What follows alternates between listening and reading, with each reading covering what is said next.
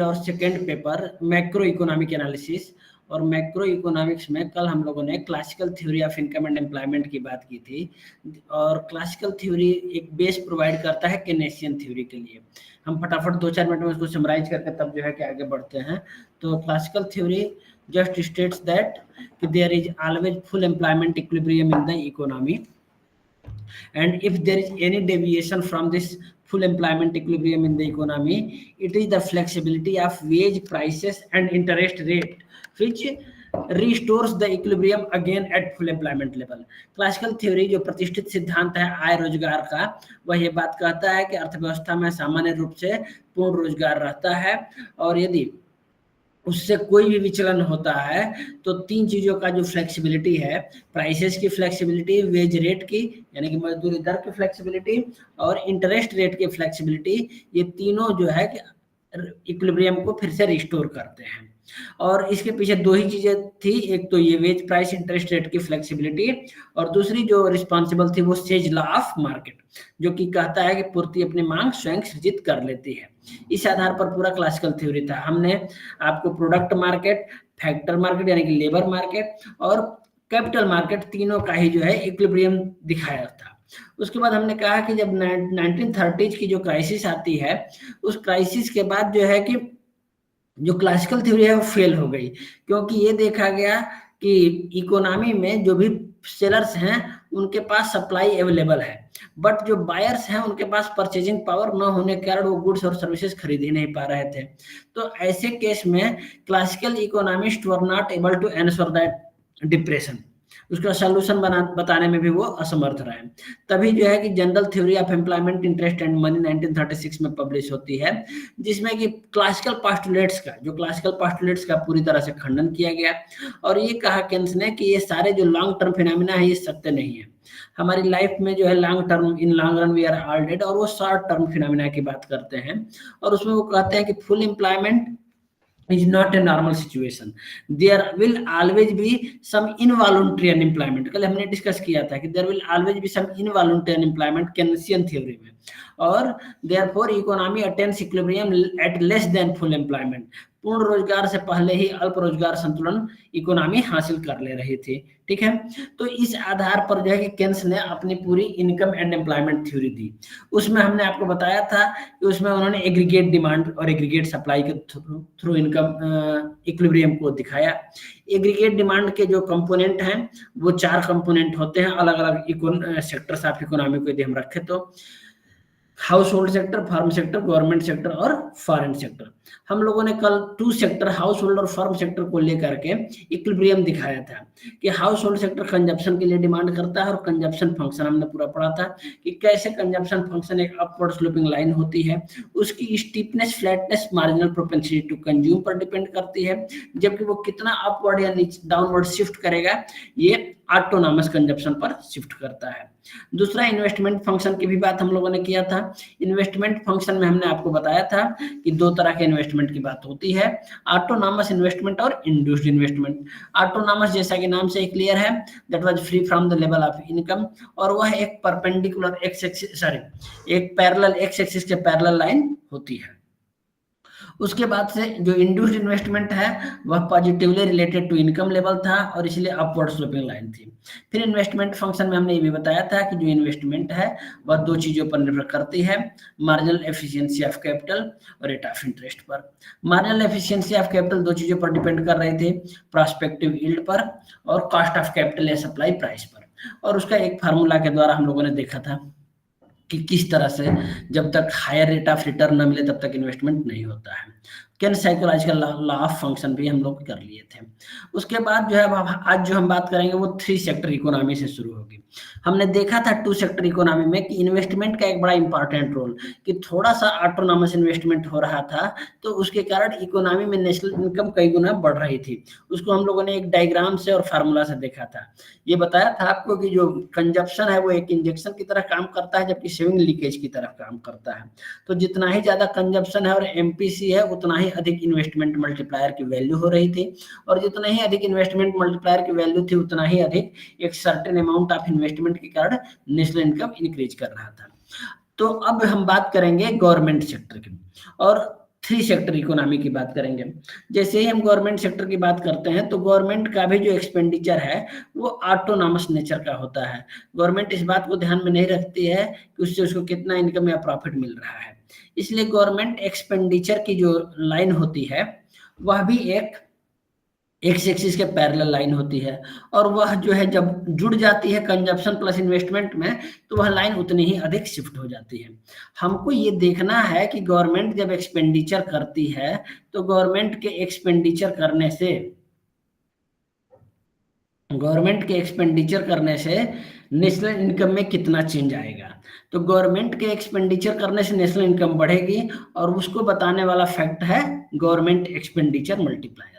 जबकि दूसरा फैक्ट आप ये भी जानते हैं कि गवर्नमेंट टैक्सेस लगाती है, और टैक्सेस को लगाने से गवर्नमेंट जब टैक्सेस इम्पोज करती है तो डिस्पोजेबल इनकम कम हो जाती है, घट जाती है, तो उसके कारण नेशनल इनकम में गिरावट आ रही है। तो उसका क्या इफेक्ट है, और इन दोनों का फिर हम कंबाइंड इफेक्ट भी देखेंगे। तो आज ये सब बातें हमने कल कर लिया था। अब आज हम देख रहे हैं गवर्नमेंट एक्सपेंडिचर मल्टीप्लायर कि सरकारी व्यय गुणक का क्या है। तो हमने बताया था कि अभी जो है कि without any taxation government expenditure होगा तो it will increase the equilibrium level of national income. ठीक है, और कितनी वैल्यू है गवर्नमेंट एक्सपेंडिचर मल्टीप्लायर की, दैट विल डिसाइड कि how much national income will increase due to certain increase in government expenditure. दूसरी तरफ जो टैक्सेशन मल्टीप्लायर है वो जानते ही हैं आप कि टैक्सेशन मल्टीप्लायर नेशनल इनकम को घटाता है। अब कितना घटाएगा टैक्सेस, नेशनल इनकम को कितना घटाएगा वो लीकेज की तरह है।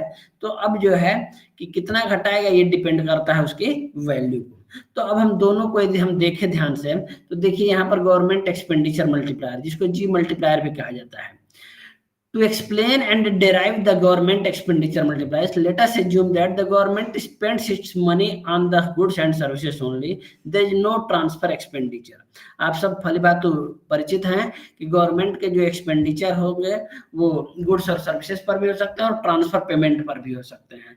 ट्रांसफर पेमेंट का मतलब कि यूनिलेटरल पेमेंट, जिसके बदले में किसी तरह के गुड्स और सर्विसेज का प्रोडक्शन नहीं हो रहा है, जिस पार्टी को पे किया जा रहा है, तो उस ट्रांसफर पेमेंट को यहाँ पर इंक्लूड नहीं किया जा रहा है। तो जो जीएम है गवर्नमेंट एक्सपेंडिचर मल्टीप्लायर वो कैसे निकलेगा भाई, तो delta Y upon delta G, यानी कि change in income due to change in government expenditure. और इसकी वैल्यू बिल्कुल वही होती है जो कि हमने पीछे आपको पढ़ाया है इन्वेस्टमेंट मल्टीप्लायर की वैल्यू। इन्वेस्टमेंट मल्टीप्लायर हो चाहे गवर्नमेंट एक्सपेंडिचर मल्टीप्लायर हो, दोनों का फार्मूला बिल्कुल सेम है। तो गवर्नमेंट एक्सपेंडिचर मल्टीप्लायर का भी फार्मूला है 1/1 माइनस बी, यानी कि बी क्या है, MPC, marginal propensity to consume. हमने बताया था कि जो एमपीसी है वो जनरली 0 to 1 के बीच में लाई होती है, 1 नहीं होती है क्योंकि सेविंग भी किया जाता है, some part of income is saved. तो this is the government expenditure multiplier जिसका फार्मूला है 1/1 माइनस बी। लेकिन ऐसा नहीं होता है कि केवल और गवर्नमेंट जो है कि एक्सपेंडिचर करती है, एक आज की गवर्नमेंट साथ में टैक्सेस भी लगाती है जिससे के कारण कि उसको रिसोर्सेस मिले। तो यदि टैक्सेस लगाती है तो हम लमसम टैक्स की बात करते हैं, तो टैक्स मल्टीप्लायर यानी कि TM equal to delta Y upon delta T.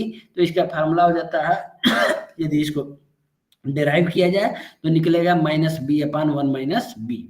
Minus B यानी कि माइनस MPC/1 माइनस MPC। ठीक है, तो ध्यान देंगे दो ये फार्मूला आपके सामने है कि government expenditure multiplier equal to 1/1 minus b और taxation multiplier equal to -b/1 minus B.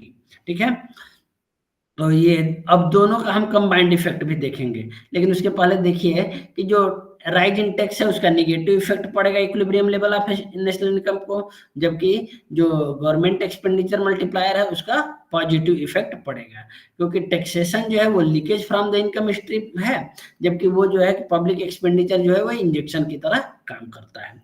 लेकिन इन दोनों का कंबाइंड इफेक्ट जब हम देखेंगे तो जब कंबाइंड इफेक्ट देखते हैं किसका किसका, तो गवर्नमेंट एक्सपेंडिचर मल्टीप्लायर का और टैक्स मल्टीप्लायर का, तो उसको कहते हैं balance budget multiplier, BBM, balance budget multiplier, संतुलित बजट गुणक। और संतुलित बजट गुणक में यदि हम मान के चले कि गवर्नमेंट जितना पब्लिक एक्सपेंडिचर इंक्रीज कर रही है उतना ही टैक्सेशन बढ़ा रही है। यदि 100 रुपए से पब्लिक एक्सपेंडिचर बढ़ा रही है तो 100 रुपए ही टैक्सेशन के द्वारा कलेक्ट कर रही है। तो उस आधार पर यदि हम बैलेंस बजट मल्टीप्लायर की गणना करेंगे तो बैलेंस बजट मल्टीप्लायर मुझे लगता है याद भी होना चाहिए आपको, उसकी वैल्यू आती है 1। यानी कि जितना गवर्नमेंट ने पब्लिक एक्सपेंडिचर किया उतने अमाउंट से जो है कि नेशनल इनकम बढ़ जाती है। बहुत महत्वपूर्ण बात बता रहा हूं, ध्यान से सुनिएगा कि when A government adopts a balance budget policy, balance budget का मतलब ही है कि वह उतना ही खर्चा करे जितना कि टैक्सेस के द्वारा पैसे आए। तो इसी को बैलेंस बजट पॉलिसी कहते हैं। यानी कि T इक्वल टू G हो, taxation equal to government expenditure हो, या delta G equal to delta T हो, change in government expenditure is equal to change in taxes हो।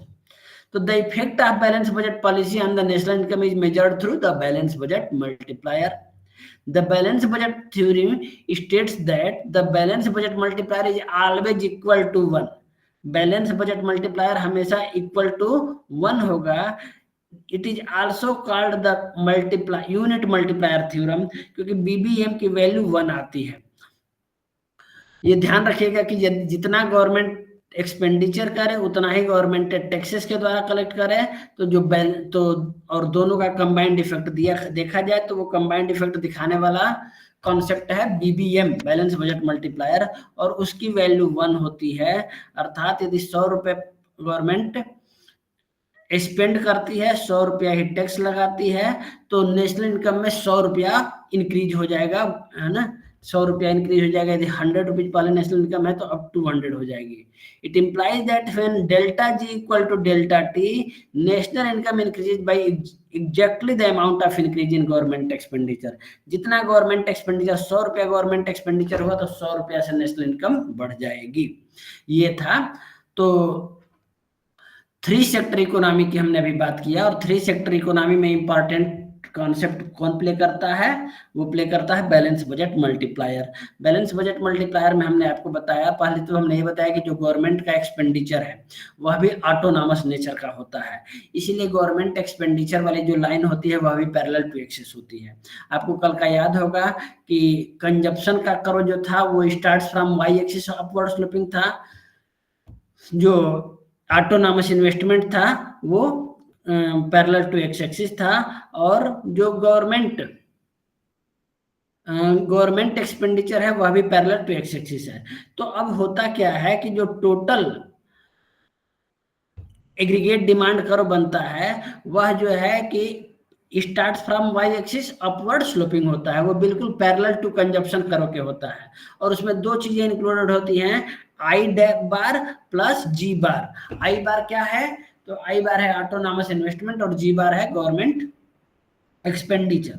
और कितना नेशनल इनकम बढ़ेगा तो उस पर ध्यान देना है कि गवर्नमेंट के दोनों एक्शन को ध्यान देना है कि कितना गवर्नमेंट एक्सपेंडिचर करती है और कितना टैक्सेशन लगाती है। तो यदि इक्वल है दोनों तो कंबाइंड इफेक्ट होता है कि नेशनल इनकम उतना ही ऊपर चला जाता है, उतना ही बढ़ जाता है। ये तो था 3 सेक्टर इकोनॉमी की बात। अब आते हैं 4 सेक्टर इकोनॉमी के लिए, और जैसे ही हम 4 सेक्टर इकोनॉमी में आते हैं आपको मालूम है कि एक एक्सटर्नल सेक्टर हमारे साथ जुड़ जाता है, फॉरेन सेक्टर हमारे साथ जुड़ जाता है। अब फॉरेन सेक्टर क्या है भाई? तो आप जानते हैं कि हमारे डोमेस्टिक गुड्स की डिमांड भी विदेशों में होती है। अब विदेशों में हमारे डोमेस्टिक गुड्स की डिमांड कितनी होगी ये हमारे इनकम पर, नेशनल इनकम पर डिपेंड नहीं करता, बल्कि ये उनके इनकम पर डिपेंड करता है कि वो हमारे गुड्स की कितनी डिमांड करेंगे। तो जब हमारे गुड्स की विदेशों में डिमांड होती है, जिसको आप जानते हैं एक्सपोर्ट कहा जाता है, और एक्सपोर्ट को अभी हमने बताया कि एक्सपोर्ट्स आर ऑटोनॉमस, क्योंकि they are not depended upon domestic income, rather they are depended upon foreign income. तो ध्यान से देखिएगा, मैंने बताया कि 4 सेक्टर इकोनॉमी में एक्सपोर्ट और इंपोर्ट जुड़ जाता है। एक्सपोर्ट जो है वह ऑटोनॉमस नेचर का होता है, क्योंकि एक्सपोर्ट हमारे डोमेस्टिक इनकम पर डिपेंडेंट नहीं होता है बल्कि फॉरेन इनकम पर डिपेंडेंट होता है। जबकि जो इंपोर्ट है, इंपोर्ट के 2 पार्ट किए जाते हैं। एक इंपोर्ट का वो पार्ट है जो कि हमारे इनकम से प्रभावित नहीं होता है, वो ऑटोनॉमस इंपोर्ट कहलाता है। लेकिन इंपोर्ट का एक दूसरा पार्ट भी है जो कि हमारे इनकम से तय होता है, तो उसको कहते हैं वो इनकम का फंक्शन होता है। तो इस स्लाइड में आप ध्यान से देखेंगे तो एक यहाँ लाइन लिखी गई है, the import demand function is given by m equal to h plus my। ध्यान दीजिएगा, मैंने अभी बताया कि एक्सपोर्ट जो होता है वो ऑटोनॉमस होता है, क्यों? क्योंकि हमारे घरेलू इनकम से तय नहीं होता है, ठीक है। तो और इंक्रीज इन एक्सपोर्ट में जब इंक्रीज होगा हमारे, तो उसका मल्टीप्लायर इफेक्ट हमारे नेशनल इनकम में होगा, क्योंकि जब एक्सपोर्ट बढ़ेगा तो हमको हमारी जो है इनकम बढ़ेगी तो इनकम इफेक्ट मल्टीप्लायर इफेक्ट से हमारी इनकम बढ़ेगी, वो हमारे कंजप्शन को बढ़ाएगा। पहले दूसरा हमने कहा कि फॉरेन कंट्री से जब हम जुड़ते हैं तो हम इंपोर्ट भी करते हैं। इंपोर्ट जो है लीकेज तो होता ही है, साथ में इंपोर्ट का जो डिमांड है वह दो तरीके से तय होता है। एक तो इंपोर्ट का डिमांड ऑटोनॉमस होता है, बहुत सारे ऐसी कमोडिटीज हैं हम अपने देश में जो कि हमारे देश की इनकम कितनी भी हो, हम मिनरल ऑयल है, दवाइयाँ हैं, वो हम इंपोर्ट करते ही करते हैं। तो जो मिनरल ऑयल है और दवाइयाँ हैं वो हम इंपोर्ट करते हैं, तो उसको जो है कि जो मिनरल ऑयल है, दवाइयाँ हैं, उसको हम क्या है वो ऑटोनॉमस इंपोर्ट है। जबकि जो दूसरा है, हम हमारी इनकम के आधार पर जो इंपोर्ट तय होता है उसको हम MY से दिखाते हैं। तो जो टोटल इंपोर्ट है M equal to that is H plus MY, where H is the autonomous component of import demand and M is the marginal propensity to import and Y के फंक्शन से तय होती है। तो इंपोर्ट दो तरह की हो गई, ऑटोनॉमस कंपोनेंट्स ऑफ इंपोर्ट, और दूसरा है वह इंपोर्ट जो कि हमारी मार्जिनल प्रोपेंसिटी टू इंपोर्ट से तय होती है। अब इन दोनों का जब हम कंबाइंड इफेक्ट देखेंगे एक्सपोर्ट और इंपोर्ट का, तो उसको हम बोलते हैं foreign trade multiplier. Open economy multiplier यहाँ लिखा गया है, यह ओपन इकोनॉमी मल्टीप्लायर हमारे लिए, इसको हम दूसरा नाम देंगे फॉरेन ट्रेड मल्टीप्लायर। और फॉरेन ट्रेड मल्टीप्लायर का फार्मूला थोड़ा सा चेंज है। आपने देखा था कि expenditure multiplier, government expenditure multiplier बिल्कुल 1/1 - था, टैक्सेशन मल्टीप्लायर -B/1 - था।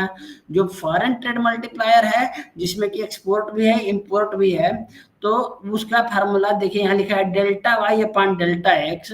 इसको हम लोग KF लिखते हैं, foreign trade multiplier, K for multiplier और F जोड़ दिया तो फॉरेन ट्रेड मल्टीप्लायर। तो KF equal to 1/1 - B plus M, 1/1 - B plus M, ये हमारा क्या है, यही है हमारा फॉरेन ट्रेड मल्टीप्लायर। तो फॉरेन ट्रेड मल्टीप्लायर में ध्यान देंगे कि आप देखिए कि जो गवर्नमेंट एक्सपेंडिचर मल्टीप्लायर है उसकी तुलना में आप देखेंगे कि इसकी वैल्यू कम है। क्यों वैल्यू कम हो रही है?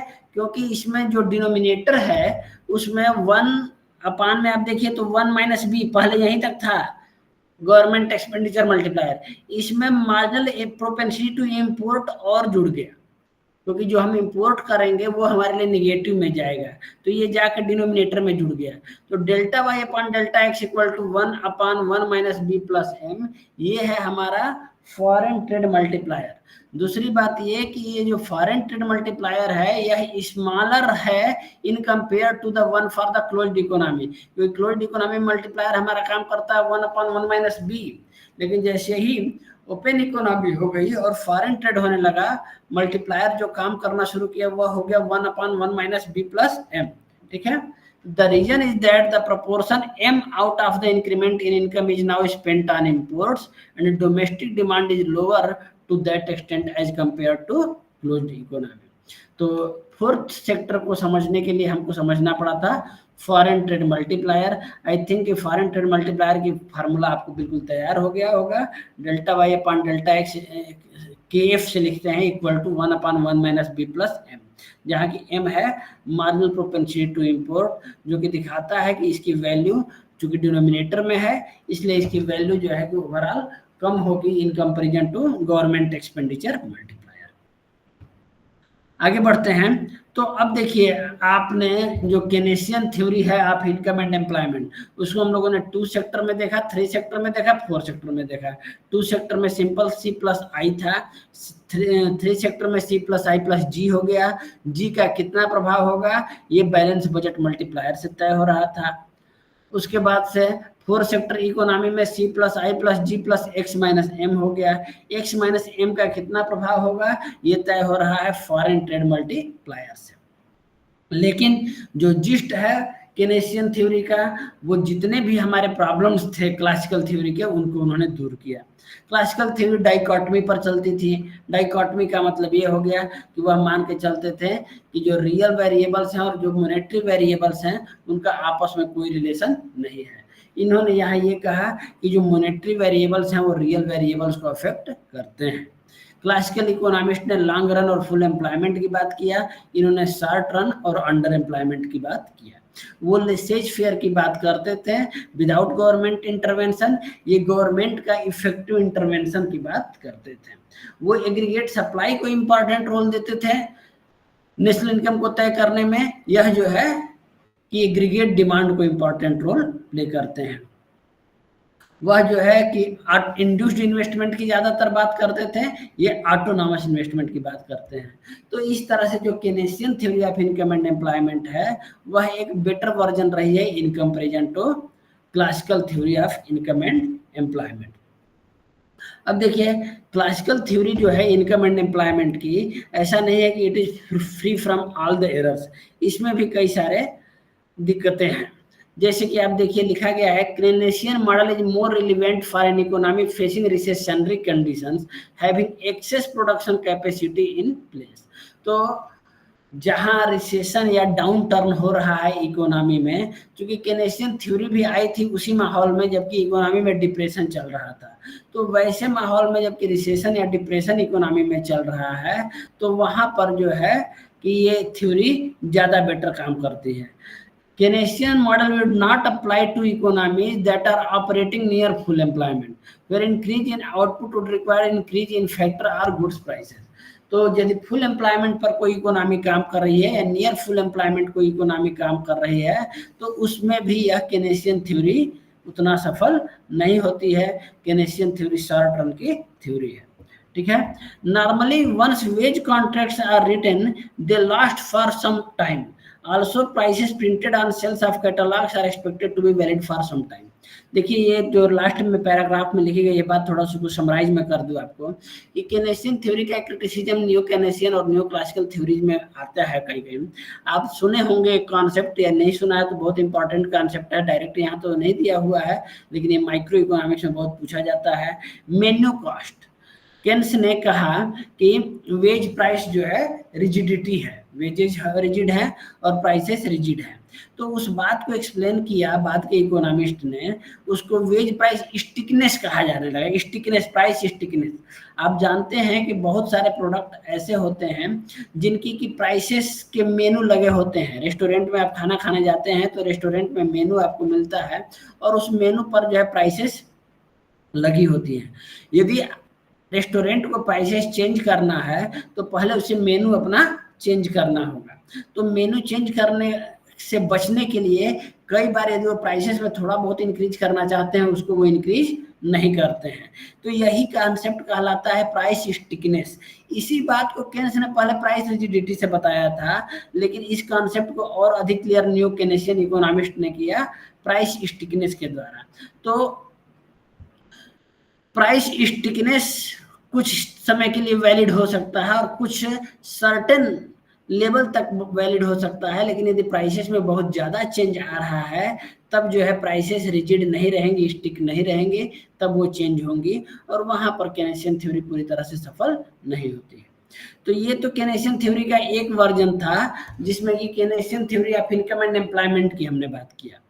केन्स की एक दूसरी थ्योरी भी आप लोगों को पढ़नी है और वो उसी ब्लॉक में उसी यूनिट में दिया हुआ है, वह है Keynes theory of demand for money. आप जानते हैं कि जो मनी है उसकी जो डिमांड की जाती है वो डिफरेंट फंक्शन से के कारण की जाती है। मनी की डिमांड मनी के डिफरेंट फंक्शंस के कारण की जाती है। और केन्स के पहले हमने कल आपको बताया था classical theory of demand for money, और classical theory of demand for money जो कि इरविंग फिशर ने दिया था उसका यूज क्लासिकल इकोनॉमिस्ट ने किया था theory of income and employment को एक्सप्लेन करने के लिए। और उस आधार पर ही हमने बताया था आपको कल कि मनी मॉनेटरी जो वेरिएबल्स होते हैं वो रियल मार्केट को अफेक्ट नहीं करते हैं।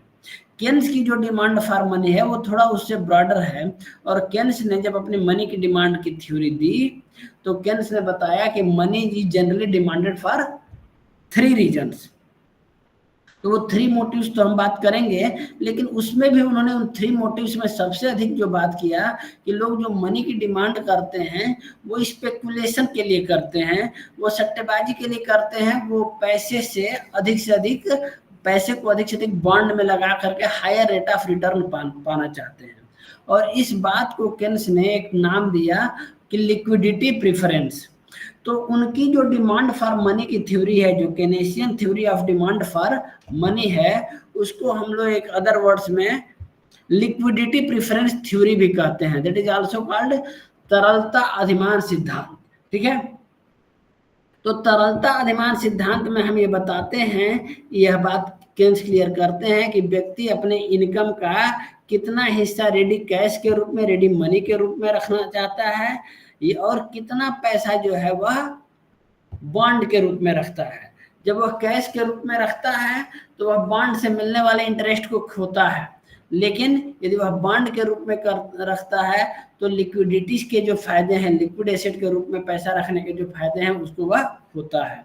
तो वह दोनों के बीच में एक जो है कि एक पाथ पर चलता है जिसको कि लिक्विडिटी प्रेफरेंस कर्व कहते हैं। लेकिन इसमें बात उन्होंने यह भी बताया कि यदि रेट ऑफ इंटरेस्ट बहुत कम हो जाएगा तो वो लिक्विडिटी को ही केवल प्रेफर करेगा, उस समय वो बॉन्ड को प्रेफर नहीं करेगा। इसकी बात हम आगे बताएंगे। तो हम केन्स की थ्योरी, जो इनकम एंड एम्प्लॉयमेंट की थ्योरी है, उसकी बात करने के बाद आपको डिमांड फॉर मनी बता रहे हैं। और डिमांड फॉर मनी में 3 बातें कहा था केन्स ने कि money is demanded for 3 purposes, 3 motives. First, people demand money for transaction purpose. People demand money for transaction purpose, transaction motive. People also demand money for precautionary motive, and people also demand money for speculative motive. लोग लेन then की इच्छा है तो लेन then हेतु मुद्रा की मांग करते हैं, सावधानी उद्देश्य से मुद्रा की मांग करते हैं, और साथ ही में जो है सट्टेबाजी उद्देश्य से भी लोग मुद्रा की मांग करते हैं। अब जो है एक एक को हम समझ लेते हैं। सबसे पहले केन्स ने कहा कि लोग जो मनी की डिमांड करते हैं वह किस लिए करते हैं? ट्रांजैक्शन पर्पज के लिए, लेन देन उद्देश्य से हेतु मुद्रा की मांग करते हैं। लेन देन हेतु जो मुद्रा की मांग किया जाता है, आप जानते हैं कि जनरली होता क्या है कि इनकम मंथ में या वीक में 1 टाइम मिलता है, जबकि एक्सपेंडिचर डेली किया जाता है। तो एक्सपेंडिचर डेली करना है और इनकम जो है एक बार मिलना है। तो जो डे टू डे की नीड्स हैं उनको फुलफिल करने के लिए लोग मनी की डिमांड करते हैं, और उसको बोलते हैं, that is called transaction demand for money. अब ये जो ट्रांजैक्शन डिमांड फॉर मनी है यह किस बात पर डिपेंड करती है? तो ट्रांजैक्शन डिमांड फॉर मनी कितना किया जाएगा? It depends upon the level of income. जिसकी जनरली जितना अधिक इनकम होती है वह उतना ही अधिक ट्रांजैक्शन के लिए, डे टू डे ट्रांजैक्शन के लिए मनी की डिमांड करता है। तो मनी की demand transaction motive is a function of level of income. यहाँ देखिए लिखा है, the transaction motive relates to the demand for money or the need for money balances for the current transactions of individual and business firms. Individuals hold cash in order to bridge the interval between the receipt of income and its expenditure. यही बात मैंने आपको बताया कि लोगों को income जो है एक बार मिलती है महीने में, यदि हम सैलरीड क्लास की बात करें तो, और वह खर्चा डेली करता है। तो उन दोनों के बीच का जो इंटरवल है इनकम के रेसीट और एक्सपेंडिचर में, उस गैप को फुलफिल करने के लिए लोग ट्रांजैक्शन डिमांड फॉर मनी करते हैं। ठीक है, और यह जो है कि कितना होगा यह डिपेंड अपॉन, किस पर डिपेंड करता है? इंडिविजुअल साइज ऑफ इनकम, व्यक्ति की इनकम का कितना है, इनकम पर डिपेंड करता है। दूसरा यह किस बात पर डिपेंड करता है? The interval eight which the income is received, कितने इंटरवल पर पैसा मिल रहा है। जिसको वीकली पैसा मिलता है इनकम, वह जो है कि कम ट्रांजैक्शन फॉर मनी के लिए रखता है, जिसको मंथली मिलता है वह ज्यादा रखता है ट्रांजैक्शन के लिए पैसे। दूसरा, आज के टाइम को यदि ध्यान में रखेंगे आप, तो ट्रांजैक्शन के लिए रेडी कैश कितना रखेंगे यह इस बात पर भी डिपेंड करता है कि मेथड ऑफ पेमेंट कौन सा है सोसाइटी में। जिस सोसाइटी में हम रहते हैं उसमें कौन सा मेथड ऑफ पेमेंट प्रिवेलिंग है आज के टाइम में, जबकि अधिकांश पेमेंट आप देख रहे हैं कि ऑनलाइन हो रहे हैं।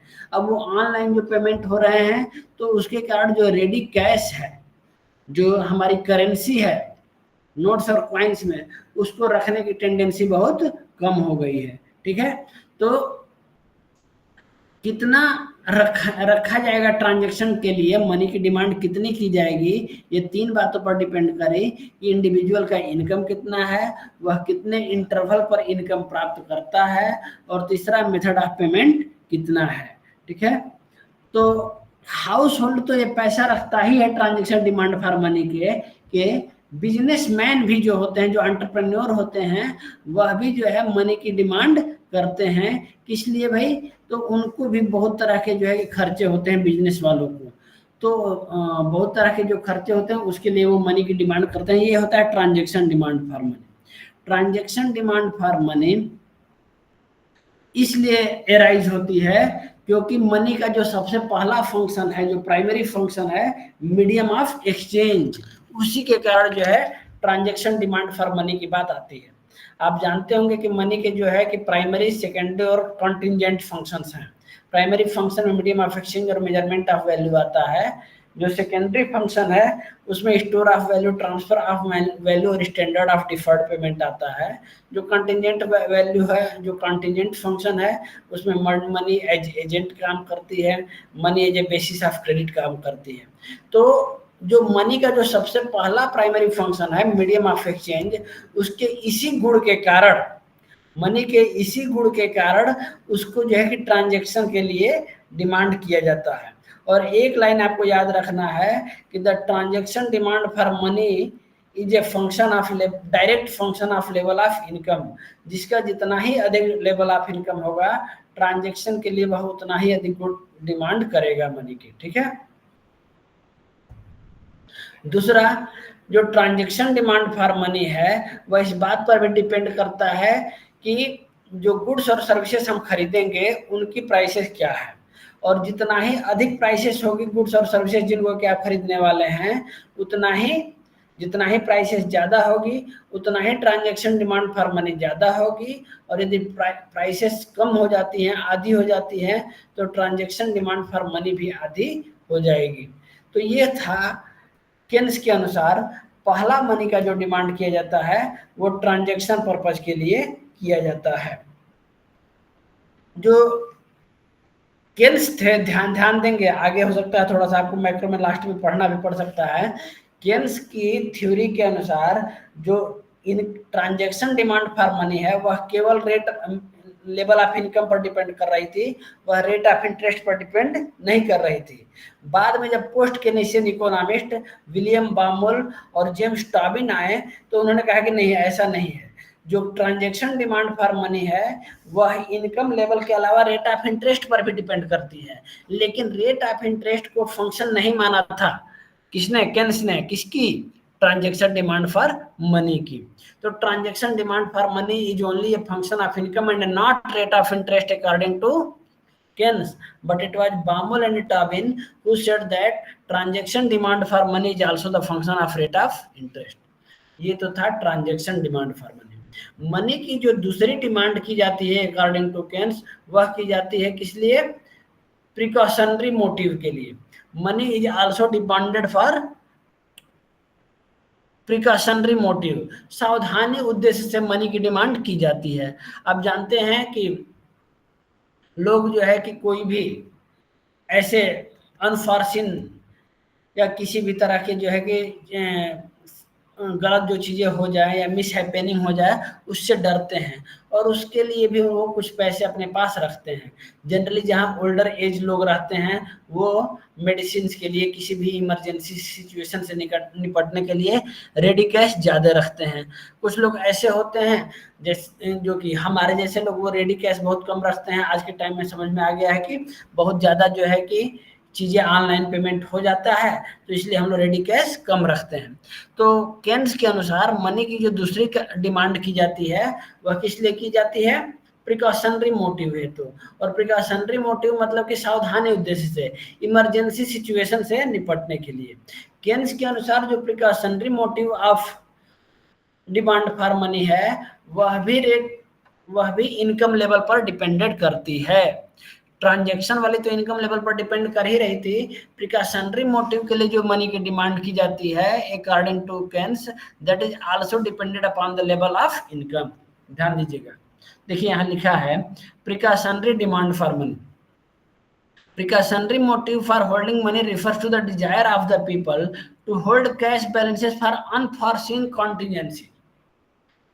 People hold a certain amount of money to provide for the danger of unemployment, sickness, accidents, and the other uncertain perils. The amount of money demanded for this motive will depend upon the psychology of the individual and the conditions in which he lives. It also depends upon the level of income.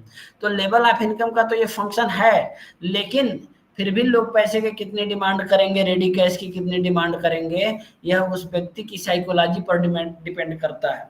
जैसा कि मैंने शुरू में आपको बताया कि हम लोग कम रखते हैं प्रिकॉशनरी मोटिव के लिए पैसे, हमारे पेरेंट प्रिकॉशनरी मोटिव के लिए ज़्यादा पैसे रखते हैं, तो उनकी साइकोलॉजी अलग है, हमारी साइकोलॉजी अलग है, इसके कारण ऐसा होता है। लेकिन महत्वपूर्ण ये है कि चाहे वो ट्रांजैक्शन डिमांड फॉर मनी हो और चाहे वो प्रिकॉशनरी डिमांड फॉर मनी हो, both are the positive function of level of income.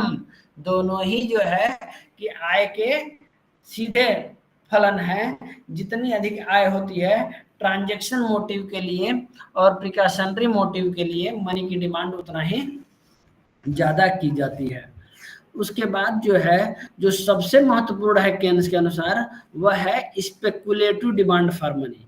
Keynes ने ट्रांजैक्शन और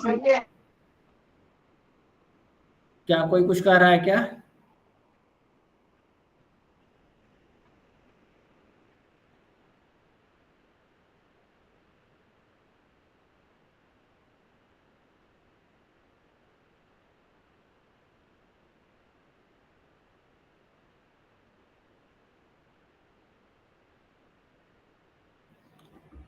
Should I continue?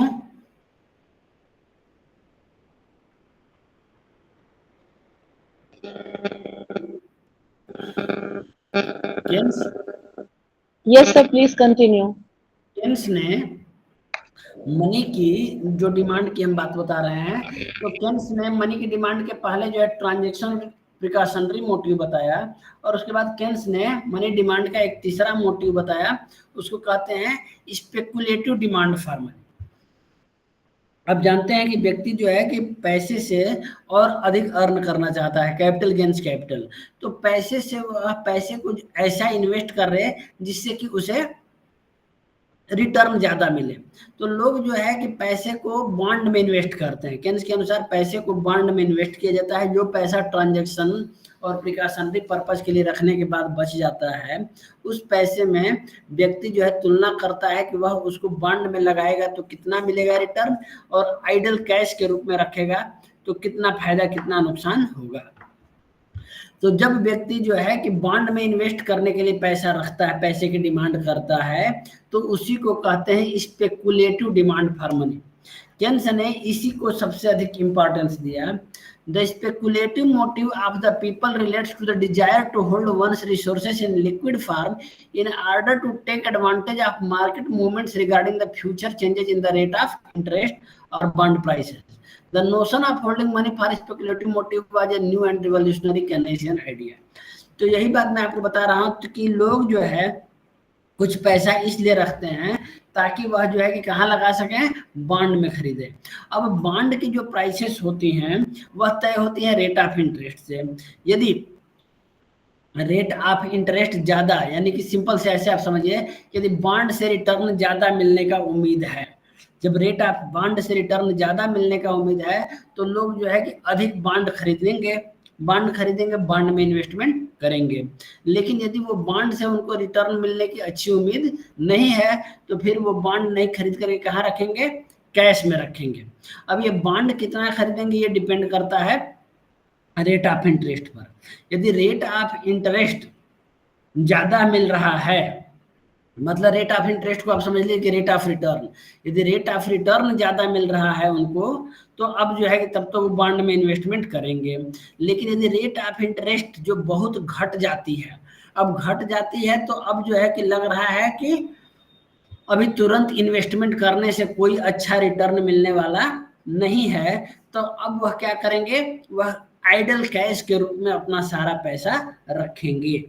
लेकिन जब उनको लगेगा कि अभी हम पैसा लगाएंगे और रेट ऑफ इंटरेस्ट बढ़ेगा, रिटर्न बढ़िया मिलेगा, तब वो बॉन्ड में लगाएंगे। तो आप देखेंगे कि जो स्पेकुलेटिव डिमांड फॉर मनी है वह किस चीज पर डिपेंड करती है, वह रेट ऑफ इंटरेस्ट पर डिपेंड करती है। इसके पहले जो हम लोगों ने बात किया था वो बात किया था ट्रांजैक्शन और प्रिकॉशनरी मोटिव के लिए डिमांड फॉर मनी की, और उसमें हम लोगों ने देखा है कि ट्रांजैक्शन मोटिव हो चाहे प्रिकॉशनरी मोटिव है, वह दोनों डिपेंड कर रहे थे लेवल ऑफ इनकम पर, और लेवल ऑफ इनकम जितना ज्यादा हो रहा था उतना ही ट्रांजैक्शन प्रिकॉशनरी मोटिव के लिए डिमांड फॉर मनी ज्यादा थी। लेकिन जो स्पेकुलेटिव डिमांड फॉर मनी है वह किस पर डिपेंड करती है, ब्याज की दर पर डिपेंड करती है, रेट ऑफ इंटरेस्ट पर डिपेंड करती है, और रेट ऑफ इंटरेस्ट से पॉजिटिवली रिलेटेड है कि निगेटिवली रिलेटेड है, तो ये निगेटिवली रिलेटेड है। देखिए स्पेकुलेटिव डिमांड फॉर मनी, यदि रेट ऑफ इंटरेस्ट बहुत ज्यादा है तो दो तरीके से समझिए, रेट ऑफ इंटरेस्ट बहुत ज्यादा है तो स्पेकुलेशन के लिए डिमांड फॉर मनी कम हो रही है, रेट और पैसा कहाँ जा रहा है, लिक्विड एसेट के रूप में। रेट ऑफ इंटरेस्ट और कम हो गया तो स्पेकुलेशन के लिए डिमांड फॉर मनी ज्यादा रख लिया, और रेट ऑफ इंटरेस्ट कम हो गया तो स्पेकुलेशन के लिए डिमांड फॉर मनी बहुत ज्यादा हो गया। रेट ऑफ इंटरेस्ट यदि बहुत एक सर्टेन लेवल से नीचे चला जाता है तो अब जो है कि व्यक्ति पूरा का पूरा ही जो है लिक्विड एसेट के रूप में रखता है, तुरंत इन्वेस्ट नहीं करता है, और वह जो है कि एरिया जो कहलाती है लिक्विडिटी प्रेफरेंस करो का, उसको बोलते हैं liquidity trap, that is called liquidity trap. तो ध्यान से इसको समझिएगा कि the notion of holding money for speculative motive was a new and revolutionary Keynesian idea. Money held under the speculative motive serves as a store of value as money held under the precautionary motive does. आप देखिए कि money के जो पहला function है money का जो demand for money का जो पहला रीजन बताया केन्स ने, ट्रांजैक्शन डिमांड फॉर मनी, वह तो मीडियम ऑफ एक्सचेंज पर डिपेंडेंट कर रही थी, वह मीडियम ऑफ एक्सचेंज फंक्शन से तय हो रही थी। लेकिन प्रिकॉशनरी मोटिव हेतु या स्पेकुलेटिव है मोटिव हेतु जो मनी की डिमांड किया जाता है वह स्टोर ऑफ वैल्यू फंक्शन से तय होती है। लेकिन डिफरेंस क्या है, but it is the store of money meant for different purposes. The cash held under this motive is used to make speculative gains by dealing in bonds whose prices fluctuate. और bond की prices fluctuate करती हैं, तो bond की prices जब हमको उम्मीद है कि अभी कम है और आगे बढ़ेगी तब तो लोग बॉन्ड में पैसे लगाएंगे। लेकिन यदि ये लग रहा है कि बॉन्ड में पैसे लगाएंगे और बॉन्ड से रिटर्न अभी नहीं मिलेगा, बॉन्ड प्राइसेस घटती जा रही हैं, तो लोग बॉन्ड में पैसे नहीं लगाएंगे, क्या रखेंगे, आइडल कैश रखेंगे। यहाँ अच्छा, यही जो लिक्विडिटी प्रेफरेंस थ्योरी है, यहीं पर केन्स ने पहली बार एक्सपेक्टेशन का वर्ड का यूज किया, एक्सपेक्टेशन कॉन्सेप्ट का यूज किया। आप इकोनॉमिक्स में एक्सपेक्टेशन का इसके बाद से बहुत भरपूर यूज होने लगा। आगे जब हम आपको मनी एंड इन्फ्लेशन की बात कभी करेंगे तो आप देखेंगे कि मनी एंड इन्फ्लेशन में सबसे पहले केन्स ने एक्सपेक्टेशन की बात की, उसके बाद से एडेप्टिव एक्सपेक्टेशन की बात किया था फ्रीडमैन ने, और उसके बाद रेशनल एक्सपेक्टेशन की बात किया था रॉबर्ट लुकास और जॉन मूथ ने। तो यही जो लिक्विडिटी प्रेफरेंस थ्योरी है केन्स की, जो कि डिमांड फॉर मनी की थ्योरी है, उसमें वो एक्सपेक्टेशन की बात करते हैं। देखिए लिखा है, given the expectation about changes in the rate of interest in future, less money will be held under the speculative motive. Less money will be held under the speculative motive at higher current rate of interest, and more money will be held under this motive at a lower current rate of interest. The reason for this inverse correlation between money held for speculative motive and prevailing rate of interest is that at a lower rate of interest, less is lost by not lending money or investing money. यदि आप लो rate of interest है तो यदि हम क्या करते हैं कि यदि आप नहीं लगाते हैं बॉन्ड में तो थोड़ा सा खोते हैं, कुछ खोएंगे। लेकिन यदि आप हायर रेट ऑफ इंटरेस्ट है तो अब जो है कि यदि आप लगाते हैं तो यू विल लूज मोर। तो यहीं पर इंपॉर्टेंट लाइन आती है कि the reason for this inverse relation between money held for speculative motive and the prevailing rate of interest is that they at a lower rate of interest less is lost by not lending money or investing it, that is by holding on to money, while at a higher current rate of interest holders of cash balances lose more by not lending. तो इसीलिए rate of interest और speculative demand for money में inverse relationship होता है. Thus, the demand for money under speculative motive is the function of current rate of interest, increasing as the interest rate falls and decreasing as the interest rate rises. Thus, demand for money under this motive is a decreasing function of the rate of interest. और ये जो है diagram मैंने पहले ही आपको दिखाया, ये डायग्राम दिखा रहा है कि रेट ऑफ इंटरेस्ट और स्पेकुलेटिव डिमांड फॉर मनी में इनवर्स रिलेशनशिप है. जब रेट ऑफ इंटरेस्ट एक लेवल से बहुत नीचे चला जाए, अब उसके बाद ये है कि अब और नीचे नहीं जाएगा, अब तो ऊपर ही उठेगा, उस समय लोग अब क्या करते हैं कि अपने सारे पैसे को आइडल कैश में रखते हैं.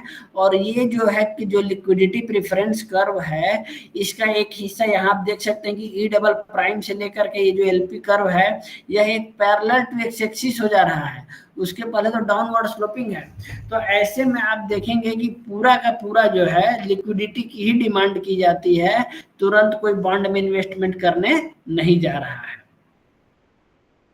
और इसी बात को कहा जाता है लिक्विडिटी ट्रैप. लिक्विडिटी ट्रैप भी केनेसियन थ्योरी का एक इंपॉर्टेंट कॉन्सेप्ट है, Keynesian theory of demand for money का. Liquidity preference curve LP becomes quite flat, that is perfectly elastic at a very low rate of interest. It is horizontal line beyond point E double dash towards the right. This perfectly elastic portion of liquidity preference curve indicates the position of absolute liquidity preference of the people. That is, at very low rate of interest, people will hold with them as inactive balances any amount of money they come to have. तो जब बहुत लो rate of interest हो जाएगा तो लोग जो है कि अब इनएक्टिव बैलेंस आइडल कैश रखेंगे, उसको बॉन्ड में नहीं लगाने जा रहे हैं. और यह जो है कि this portion of liquidity preference curve with absolute liquidity preference is called liquidity trap by the economist, because expansion in money supply gets trapped in the sphere of liquidity trap and therefore cannot affect the rate of interest and therefore the level of investment. तो ये था Keynes का liquidity preference theory. इसको diagram से हम और समझ सकते हैं कि केन्स ने जब एग्रीगेट डिमांड फॉर मनी की बात की तो उसमें तीनों को मिलाया. और तीनों कौन कौन से मिलाया? तो transaction demand for money, precautionary demand for money और स्पेकुलेटिव डिमांड फॉर मनी. क्योंकि ट्रांजैक्शन डिमांड फॉर मनी और प्रिकॉशनरी डिमांड फॉर मनी ये दोनों ही किसके फंक्शन है? लेवल ऑफ इनकम के. तो इनको हम एक ही से दिखा देते हैं M1 से, जबकि M1 दोनों के लिए हो गया ट्रांजैक्शन एंड प्रिकॉशनरी के लिए, जबकि जो स्पेकुलेटिव मोटिव है उसको हम दिखाएंगे M2 से. तो जो टोटल मनी की डिमांड हो जाएगी MD, वो हो जाएगी M1 that is the function of Y and M2 that is the function of rate of interest. यहाँ देख सकते हैं आप M1 is the function of income where Y stands for income, L1 for demand function and M1 for money demanded under the transaction and precautionary motive. दोनों को एक साथ लिया गया है. According to Keynes, money demanded for speculative motive is primarily a function of the rate of interest और उसको लिखते हैं M2 is the function of rate of interest. ये भी ध्यान देना है कि इनकम क्या वो पॉजिटिव फंक्शन है जो प्रिकॉशनरी और ट्रांजैक्शन पर्पज के लिए है, जबकि रेट ऑफ इंटरेस्ट का जो स्पेकुलेटिव डिमांड फॉर मनी है वो अपोजिट फंक्शन है. Since the total demand for money MD equal to M1 plus M2 we get from above कि MD equal to L1 into Y L2 into R, यानी कि L1 M1 M1 income का function है और M2 जो है rate of interest का function है. तो अब जो है इसी थ्योरी से केन्स ने इंटरेस्ट रेट का भी डिटर्मिनेशन कर दिया. इंटरेस्ट रेट इसलिए जानना जरूरी है क्योंकि इसके जस्ट बाद हम जो टॉपिक पढ़ेंगे वो है हिक्स हैंसन की ISLM कर्व. तो जो केन्स थे उन्होंने रेट ऑफ इंटरेस्ट को तय करने में दो इंपॉर्टेंट फैक्टर लिए, डिमांड फॉर मनी और सप्लाई ऑफ मनी, जिसके द्वारा कि रेट ऑफ इंटरेस्ट तय होता है। डिमांड फॉर मनी का अभी आपने देखा कि जो ट्रांजैक्शन डिमांड फॉर मनी और प्रिकॉशनरी है वो लेवल ऑफ इनकम का फंक्शन है, और उनका जो कर्व बनता है वो एक वर्टिकल लाइन बनती है, उनका जो डायग्राम बनता है वो वर्टिकल लाइन बनती है। किसका डायग्राम वर्टिकल लाइन बनता है? तो ट्रांजैक्शन डिमांड फॉर मनी और प्रिकॉशनरी डिमांड फॉर मनी। जबकि जो स्पेकुलेटिव डिमांड फॉर मनी है उसका डायग्राम डाउनवर्ड स्लोपिंग बनता है। तो दोनों को मिला करके ये है लिक्विडिटी प्रेफरेंस वाला कर्व। और यहाँ देखिए इस लिक्विडिटी प्रेफरेंस में ट्रांजैक्शन और प्रिकॉशनरी भी जोड़ लिया गया है। तो अब ये हो गया हमारा लिक्विडिटी प्रेफरेंस कर्व, जो कि एक डाउनवर्ड स्लोपिंग लाइन है।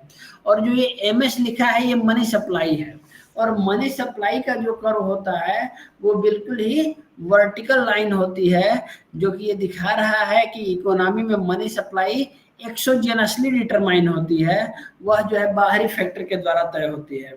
और आप जानते हैं कि यदि हम इंडियन कॉन्टेक्स्ट में बात करें तो मनी की supply in India, money supply कितनी होगी ये जो हमारी monetary authority reserve bank of India है वो तय करती है। तो केन्स के अनुसार रेट ऑफ इंटरेस्ट वहीं तय होता है जहां पर कि डिमांड फॉर मनी यानी कि लिक्विडिटी प्रेफरेंस कर्व, जो कि डाउनवर्ड स्लोपिंग कर्व है, वह जो है कि इंटरसेक्ट कर दे किसको? मनी सप्लाई कर्व को, जो कि एक वर्टिकल लाइन है। अब आप देखिए कि यदि मनी सप्लाई कर्व शिफ्ट हो जा रही है राइट साइड में, तो यदि मनी सप्लाई आप बढ़ जाएगी तो अपने आप जो रेट ऑफ इंटरेस्ट है वो कम हो जा रहा है। लेकिन एक लेवल के बाद यदि मनी सप्लाई बढ़ती है या घटती है और rate of interest minimum level पर पहुंच गया है, तो अब रेट ऑफ इंटरेस्ट में कोई चेंज नहीं होगा। वो सिचुएशन कौन सी होगी? लिक्विडिटी प्रेफरेंस वाली। यदि लिक्विडिटी प्रेफरेंस वाले एरिया में मनी सप्लाई कर्व इंटरसेक्ट करती है और जाकर के, तो अब उससे जो है कि रेट ऑफ इंटरेस्ट पर कोई असर नहीं पड़ेगा। लेकिन लिक्विडिटी प्रेफरेंस से पहले यदि मनी सप्लाई में इंक्रीज या डिक्रीज होती है तो रेट ऑफ इंटरेस्ट पर असर पड़ेगा। तो केन्स के अनुसार जो रेट ऑफ इंटरेस्ट तय होता है वो मनी की डिमांड और मनी की सप्लाई के द्वारा तय होता है। मनी की सप्लाई करो एक वर्टिकल लाइन होती है जो कि एक्सोजेनसली डिटरमाइन होती है, जबकि जो मनी की डिमांड है वह एक डाउनवर्ड स्लोपिंग लाइन होती है। वह कर्व जो है बाद में जाकर के पैरेलल टू एक्स एक्सिस हो जाता है, जहां पर कि कोई असर नहीं करता है मनी की सप्लाई में। दूसरा आप ये भी देखो कि जो इक्विलिब्रियम रेट ऑफ इंटरेस्ट होगा केनेशियन टर्मिनोलॉजी में, वह इक्विलिब्रियम रेट ऑफ इंटरेस्ट को तय करने का दूसरा फैक्टर यदि जो चेंज हो लिक्विडिटी प्रेफरेंस या जो डिमांड फॉर मनी है उसमें चेंज हो। तो आप इस डायग्राम में देख सकते हैं कि ओरिजिनल जो है LP1 कर्व है जो कि मनी सप्लाई कर्व को पॉइंट E पर इंटरसेक्ट कर रहा है, तो रेट ऑफ इंटरेस्ट तय हो रहा है OR और क्वांटिटी ऑफ मनी जो तय हो रही है वो है ON। लेकिन यदि लिक्विडिटी प्रेफरेंस कर्व ऊपर की ओर शिफ्ट कर जाए, दाहिनी ओर शिफ्ट कर जाए, और लिक्विडिटी प्रेफरेंस कर्व दाहिनी ओर या ऊपर की ओर कब शिफ्ट करेगी? जबकि demand for money for all the transaction precautionary तो कम इंपॉर्टेंट है, स्पेकुलेटिव मोटिव बढ़ जाए, तो उसके कारण आप देखेंगे कि जितना ही वो ऊपर शिफ्ट होगी रेट ऑफ इंटरेस्ट उतना ही बढ़ जाएगा। तो ये था, पहले हमने आपको बताया क्लासिकल थ्योरी की जो बची बातें थी वो रिवाइज किया।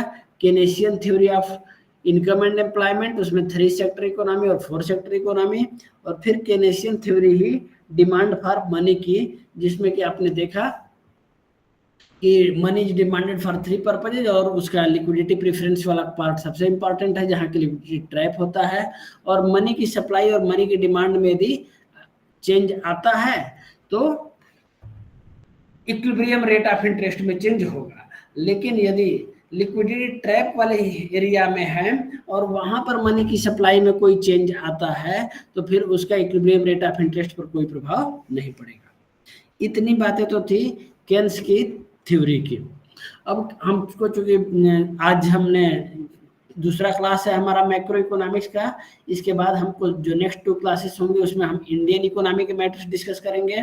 तो अब इसी का एक अगला पार्ट ISLM मॉडल, जो कि बहुत ज़्यादा एग्जाम्स में पूछा जाता है, एक टेक्निकल टर्म है, उस ISLM करो की बात हम करने वाले हैं। ISLM मॉडल की बात हम करने वाले हैं।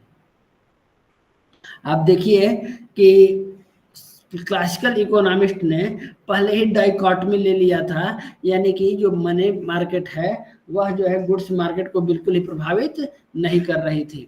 उसके बाद जो है केन्स आए, तो केन्स ने अपनी थ्योरी दी और उसमें यह बताया था कि मनी मार्केट का रियल मार्केट पर इफेक्ट पड़ रहा है, लेकिन रियल मार्केट का मनी मार्केट पर असर नहीं पड़ रहा है। दोनों ने ही अपने इंटरेस्ट की थ्योरी दी। जो क्लासिकल थ्योरी थी वो आपने देखा था कल कि सेविंग और इन्वेस्टमेंट कर्व के इंटरसेक्शन से रेट ऑफ इंटरेस्ट को तय कर रहे थे। यहाँ जो केनेशियन थ्योरी थी वह डिमांड फॉर मनी और सप्लाई ऑफ मनी के द्वारा रेट ऑफ इंटरेस्ट को तय कर रहे थे।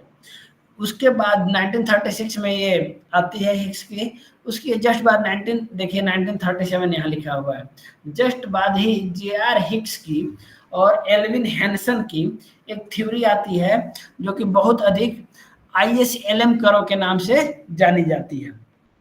इस थ्योरी में उन्होंने बताया कि जो क्लासिकल थ्योरी है और जो केनेशियन थ्योरी है दोनों ही इनडिटर्मिनेट थ्योरी है। दोनों ही इनडिटर्मिनेट थ्योरी है। रेट ऑफ इंटरेस्ट को रेट ऑफ इंटरेस्ट तय नहीं करते हैं क्योंकि दोनों में ही बहुत सारे फैक्टर लैग कर रहे हैं। उन्होंने क्लासिकल थ्योरी और केनेशियन थ्योरी दोनों को इंटीग्रेट किया और एक डिटर्मिनेट थ्योरी बनाया। उस डिटर्मिनेट थ्योरी को ही हम लोग जो है ISLM कर्व मॉडल के नाम से जानते हैं। इस ISLM कर्व मॉडल को के प्रोपाउंडर को आपको याद रखना है कि 2 मेन इकोनॉमिस्ट हैं जो कि ISLM कर्व मॉडल को प्रेजेंट किए हैं, और उसमें सबसे पहले हैं J.R. हिक्स और दूसरे हैं एल्विन हैंसन, है ना, एल्विन हैंसन। इन दोनों लोगों ने ISLM कर्व की बात किया।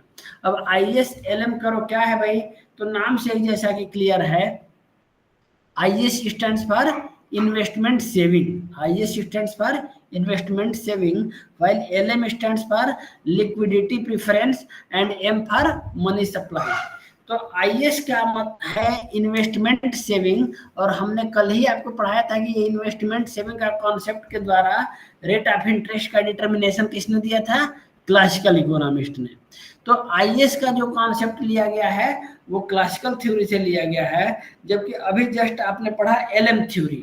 LM करो का कॉन्सेप्ट किसने दिया, तो LM करो का कॉन्सेप्ट सबसे पहले दिया हुआ है केन्स ने, और केन्स का LM क्या है भाई, तो L फॉर लिक्विडिटी प्रेफरेंस और M फॉर मनी सप्लाई। तो ISLM में क्लासिकल इकोनॉमिस्ट के कॉन्सेप्ट को भी लिया गया है और केनेशियन इकोनॉमिक्स के कॉन्सेप्ट को भी लिया गया है, और दोनों के बाद ये भी बताया गया है कि जो दोनों ही मार्केट हैं, मनी मार्केट और रियल मार्केट, वो दोनों एक दूसरे को अफेक्ट करते हैं। क्लासिकल इकोनॉमिस्ट तो बिल्कुल मानते थे कि डाइकॉटमी है, दोनों का अलग अलग अपना है, प्राइसेस में मनी सप्लाई में चेंज होगा तो केवल प्राइसेस में चेंज होगा, वो रियल फैक्टर पर उसका असर देखते ही नहीं थे। केन्स ने रियल फैक्टर पर असर बताया, लेकिन केन्स ने ये नहीं बताया कि यदि रियल फैक्टर्स में चेंज होता है तो उसका मॉनेटरी फैक्टर पर भी असर पड़ेगा। ये जो हिक्स और हैंसन की थ्योरी है वह बताती है कि यदि रियल फैक्टर में चेंज होगा तो भी मॉनेटरी फैक्टर में चेंज आएगा।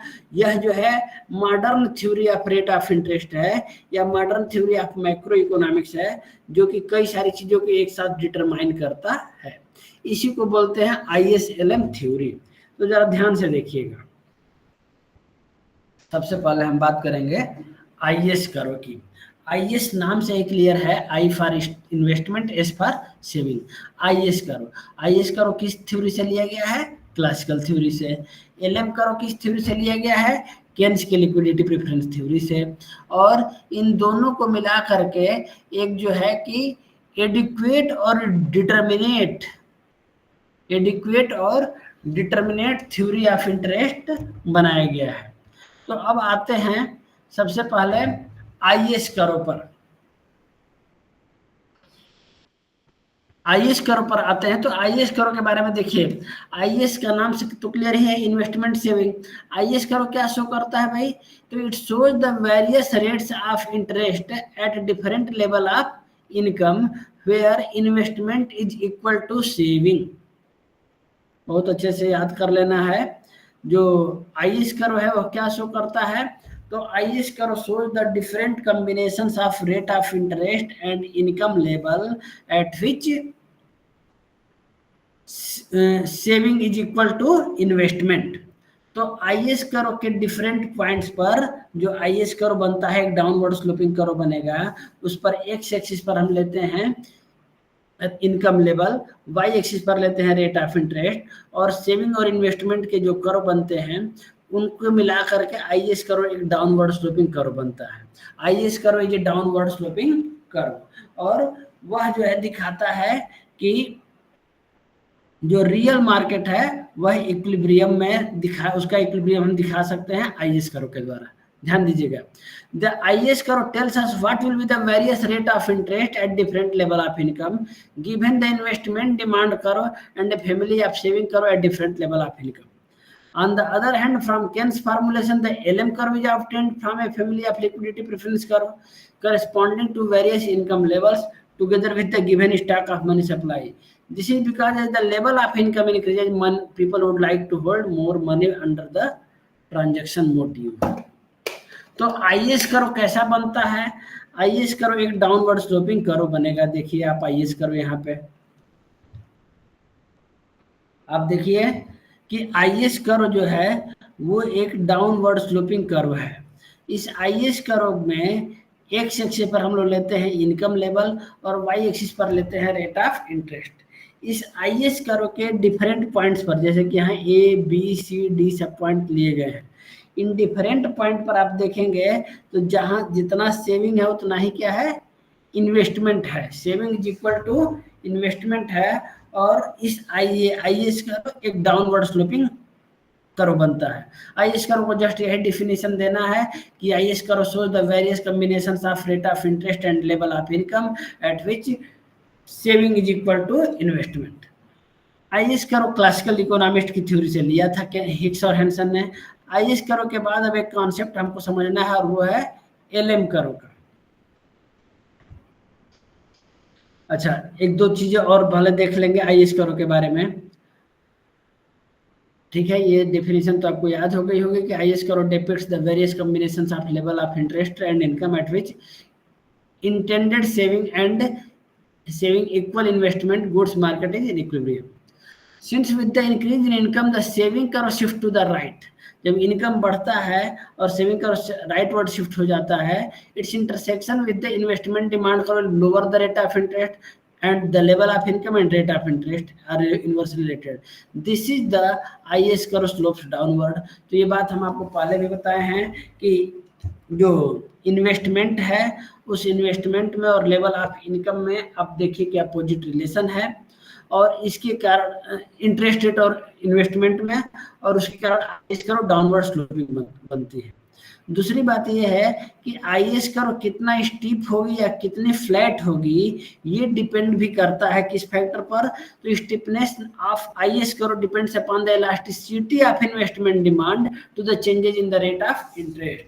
कि इन्वेस्टमेंट रेट ऑफ इंटरेस्ट का कितना इलास्टिक है। अब आप देखिए कि हमने आपको बताया कि इन्वेस्टमेंट और रेट ऑफ इंटरेस्ट में अपोजिट रिलेशन है।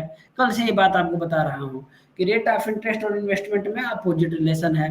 रेट ऑफ इंटरेस्ट बढ़ती है तो इन्वेस्टमेंट के लिए मनी की डिमांड कम होती है, लेकिन रेट ऑफ इंटरेस्ट यदि 5% बढ़ी तो मनी की डिमांड कितने परसेंट, इन्वेस्टमेंट के लिए डिमांड कितना कम हुई, यह बात तय होगी किससे, तो उसकी इलास्टिसिटी से। इलास्टिसिटी ऑफ इन्वेस्टमेंट डिमांड जो होगी, इलास्टिसिटी ऑफ इन्वेस्टमेंट होगी, वह तय करेगी कि आईएस कर्व कितना स्टीप होगी या कितना फ्लैट होगी। जितना ही अधिक इन्वेस्टमेंट डिमांड की इलास्टिसिटी ज़्यादा होगी, आप देखिए यहाँ पर क्लियर कर दिया जा रहा है कि the greater the value of the multiplier the IS curve will be relatively flat. तो ये बहुत इंपॉर्टेंट बात है, आपके सिलेबस का पार्ट में दिया हुआ है कि stiffness of the IS curve depends upon the elasticity of investment demand to the changes in the rate of interest and magnitude of multiplier. The greater the value of the multiplier, the IS curve will be relatively flat. If the investment demand is highly elastic, that is very sensitive to the changes in the rate of interest, a given change in interest will produce a large change in investment and thereby cause a large change in level of income. Thus, the IS curve will be flat. तो दो चीजें हैं IS curve में कि slope को तय करने में, और पहला जो तय फैक्टर है वह है कि elasticity of investment demand in to the changes in rate of interest, कि इंटरेस्ट रेट में चेंज होता है तो इन्वेस्टमेंट डिमांड में कितनी चेंज आती है उसकी इलास्टिसिटी तय करेगी कि हमारा आईएस कर्व जो कि एक डाउनवर्ड स्लोपिंग कर्व है वह कितना स्टीप या फ्लैट होगा. और दूसरी चीज जो तय करेगी कि वह है मल्टीप्लायर की वैल्यू कितना है. और आप जान लीजिए कि चाहे मल्टीप्लायर हो चाहे elasticity of investment demand to the changes in the rate of interest हो, दोनों का फंक्शनिंग एक जैसा है. जितना ही ज्यादा दोनों की वैल्यू होगी, चाहे मल्टीप्लायर की वैल्यू ज्यादा हो चाहे elasticity of investment demand to change in rate of interest हो, जितना ही ज्यादा इनकी वैल्यू होगी उतना ही हमारा आईएस कर्व क्या हो जाएगा, फ्लैट हो जाएगा. वह जो है पैरेलल टू एक्स एक्सिस हो जाएगा. If the investment demand is highly elastic, that is very sensitive to the changes in the rate of interest, a given change in interest will produce a large change in investment and thereby cause a large change in the level of income. Thus, the IS curve will be relatively flat. On the other hand, where investment demand is not very sensitive to the changes in rate of interest, the IS curve will be relatively steep. So I think IS curve का आपको steepness समझ में आ गया होगा. अब दूसरा है IS curve में shift. IS curve downward sloping है. आईएस कर्व जो है इंटरेस्ट रेट और इनकम के उन तमाम कॉम्बिनेशंस को दिखाता है जहां पर saving is equal to investment होता है. अब इस आईएस कर्व में शिफ्ट कब होगा, तो जितने भी ऑटोनॉमस नेचर के वेरिएबल हैं, देखिए लिखा है चेंजेज इन ऑटोनॉमस एक्सपेंडिचर. और ऑटोनॉमस नेचर के कौन कौन से खर्चे हैं भाई, तो ऑटोनॉमस चाहे एक्सपेंडिचर हो, चाहे वो ऑटोनॉमस इन्वेस्टमेंट एक्सपेंडिचर हो, चाहे गवर्नमेंट एक्सपेंडिचर हो, चाहे ट्रांसफर पेमेंट हो, ये डिटरमाइन करते हैं कि आईएस कर्व की पोजीशन क्या होगी और उसमें क्या शिफ्ट होगा. If the government expenditure or any other type of autonomous expenditure increases, it will increase the equilibrium level of income at the given rate of interest. जितना ही ज्यादा गवर्नमेंट एक्सपेंडिचर या ऑटोनॉमस एक्सपेंडिचर ज्यादा होंगे उतना ही जो है कि गिवन रेट ऑफ इंटरेस्ट पर इक्विलिब्रियम लेवल ऑफ इनकम ज्यादा होगा और इससे जो है आईएस कर्व राइटवर्ड शिफ्ट हो जाएगी. और आईएस कर्व कितना शिफ्ट होगी, how much does the IS curve shift following an increase in expenditure depends upon the size of multiplier. तो देखिए मल्टीप्लायर यहाँ भी काम कर रहा है कि मल्टीप्लायर ये बताएगा कि IS कर्व में कितना शिफ्ट होगा. A reduction in government expenditure or transfer payment will shift the IS curve to the left. तो बिल्कुल दो बातें आपको ध्यान में रखनी है कि IS कर्व की जो स्टीपनेस है या फ्लैटनेस है वो तय होती है elasticity of investment to the change in rate of interest और मल्टीप्लायर के द्वारा. आईएस कर्व का जो शिफ्टिंग है वह तय होती है जितना भी ऑटोनॉमस नेचर के एक्सपेंडिचर हैं, चाहे वो ऑटोनॉमस गवर्नमेंट का एक्सपेंडिचर हो, चाहे वो ऑटोनॉमस इन्वेस्टमेंट का एक्सपेंडिचर हो, चाहे वो ट्रांसफर पेमेंट हो. और ये जो तय करेंगे मल्टीप्लायर के थ्रू करेंगे. जितना ही जो है इनमें कमी आएगी गवर्नमेंट एक्सपेंडिचर में, ट्रांसफर पेमेंट में, उसी से आईएस कर्व लेफ्टवर्ड शिफ्ट होगा. यदि इनमें वृद्धि करते हैं तो आईएस कर्व राइटवर्ड शिफ्ट होगा. तो ISLM मॉडल जो कि एक डिटरमिनेट और अस्थायी सॉल्यूशन प्रोवाइड करता है रेट ऑफ इंटरेस्ट का, उसमें आपने आईएस के बारे में पढ़ा. और आईएस कर्व कहाँ से डिराइव किया हिक्स-हैंसन ने, तो ये डिराइव किया था क्लासिकल थ्योरी से. अब क्लासिकल थ्योरी से आईएस को डिराइव करने के बाद हमारे पास एक दूसरा कॉन्सेप्ट है, वो है एलएम कर्व का. और एलएम कर्व जो है वो केनेशियन थ्योरी से पूरी तरह से लिया गया है। अभी हमने लिक्विडिटी प्रेफरेंस कर्व आपको बताया था, एक डाउनवर्ड स्लोपिंग कर्व है। उसमें हमने बताया था कि मनी की जो सप्लाई है वो एक वर्टिकल लाइन है, जबकि मनी की डिमांड एक डाउनवर्ड स्लोपिंग कर्व है। तो उन दोनों से लेकर के एलएम कर्व बना है। The LM curve can be derived from the Keynesian liquidity preference theory of interest. Liquidity preference or demand for money to hold depends upon the transaction motive and speculative motive. ये बात आप पीछे पढ़ चुके हैं। It is the money held for transaction motive which is a function of income. The greater the level of income, the greater the amount of money held for transaction motive, and therefore the higher the level of money demand and consequently higher liquidity preference curve. तो LM curve जो है वो एक upward sloping curve होता है। IS curve downward sloping था, LM curve upward sloping curve है। IS curve में आपने देखा था कि it was showing the different combinations of rate of interest and income level at which saving was equal to investment, जबकि जो LM curve है it shows the different combinations of rate of interest and income level at which demand for money is equal to supply of money, at which demand for money is equal to supply of money। और इस आधार पर आप देखेंगे कि जो LM curve है वह एक अपवर्ड स्लोपिंग कर्व बनता है। The greater the level of income, the greater the amount of money held for transaction motive, and therefore the higher the level of money demand and consequently higher liquidity preference curve। तो ये तो liquidity preference curve है, आपको diagram दिखा दे, देखिए यहाँ diagram देखिए, LM curve बना हुआ है। जो सेकंड पैनल है इस डायग्राम का उसको देखेंगे तो एलएम कर्व क्या शो कर रहा है भाई, इस एलएम कर्व पर अलग अलग रेट ऑफ इंटरेस्ट पर R1, R2, R3, R4, R5 पर वाई एक्सिस पर लिया गया है और एक्स एक्सिस पर अलग अलग इनकम लेवल लिया गया है। तो इनकम लेवल और रेट ऑफ इंटरेस्ट के वे कॉम्बिनेशन जहां पर कि demand for money is equal to supply of money है, that is shown through LM curve. Just a minute.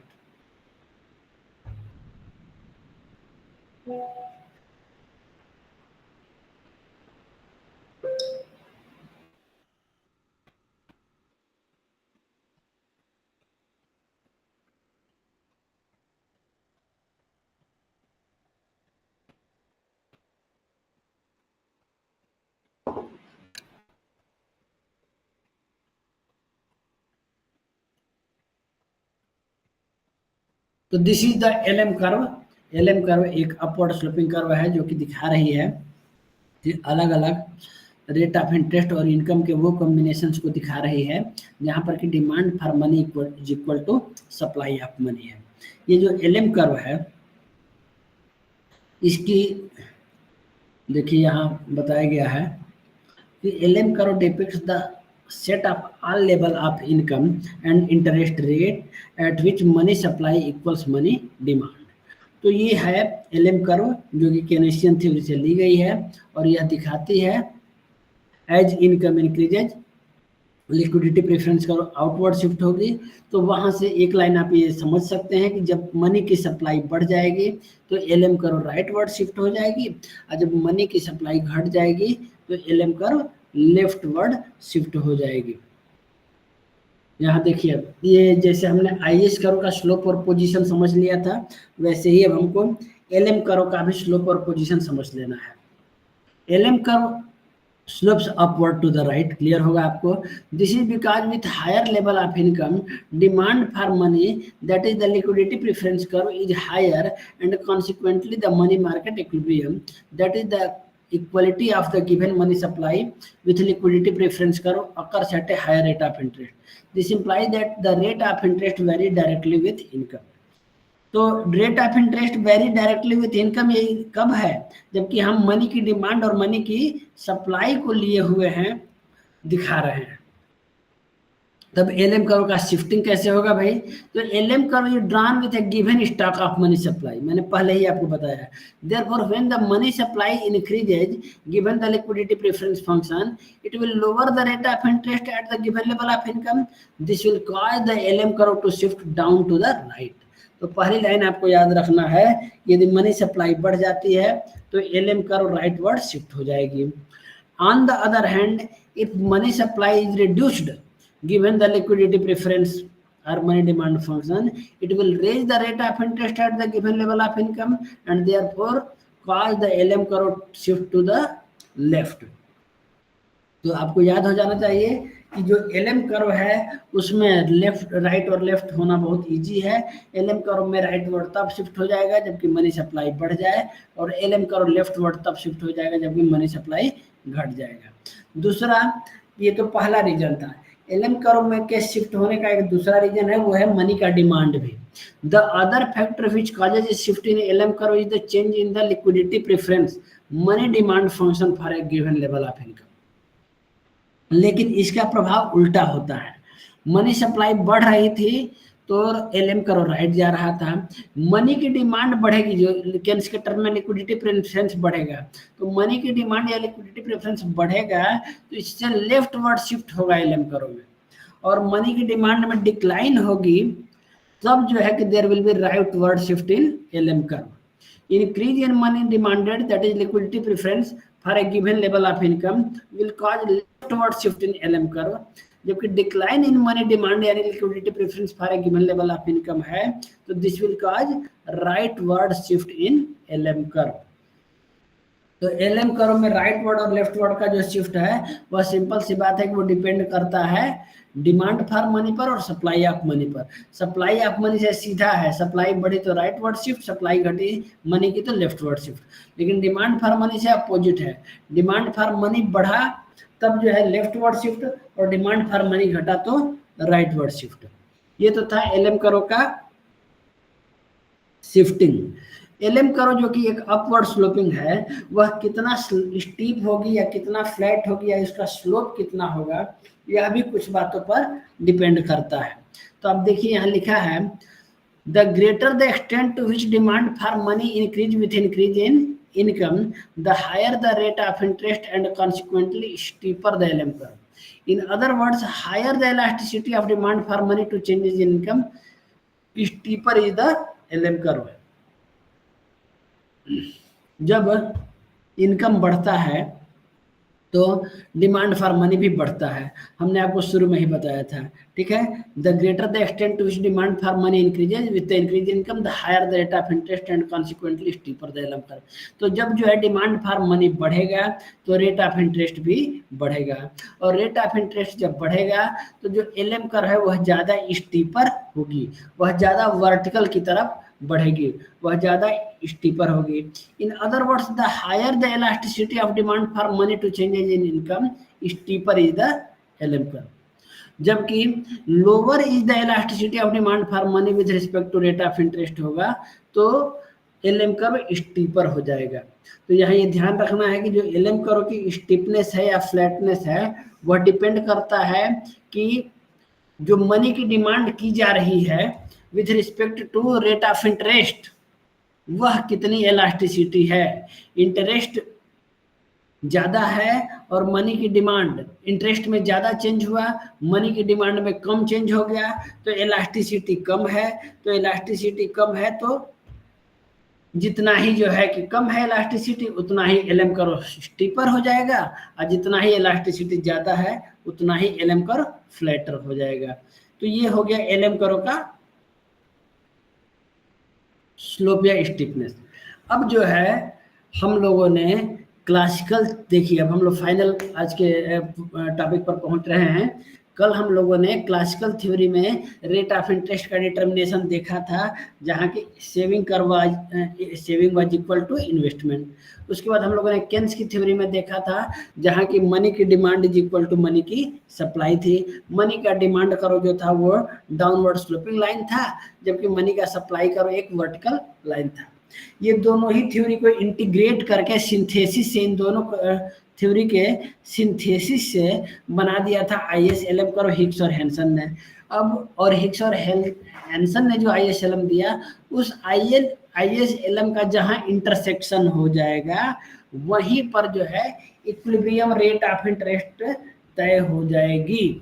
It is the intersection of the IS and LM curve which simultaneously determine the rate of interest and income level। कि अर्थव्यवस्था में आय कितनी होगी और अर्थव्यवस्था में ब्याज की दर कितनी होगी, इसको तय करने का IS LM कर्व फार्मूला ये कहता है कि जहां IS कर्व और LM कर्व एक दूसरे को इंटरसेक्ट करेंगे वहीं पर इक्विलिब्रियम होगा, ठीक है। The IS curve and LM curve relate to the two variable income and rate of interest.